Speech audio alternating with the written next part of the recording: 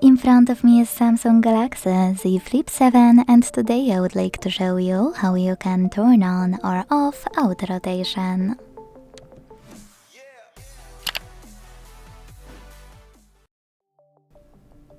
If you can't turn on auto rotate, don't worry, you're not the only one.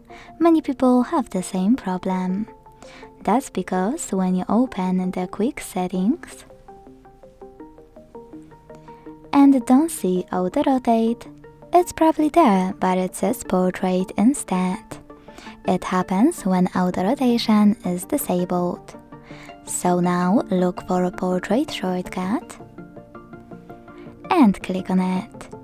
So when I do that, it's white and it says auto rotate. That means that auto rotation is enabled. To disable it, click on auto rotate shortcut until it says portrait. Thanks so much for watching. If you enjoyed this video, leave a like, comment and subscribe. Bye!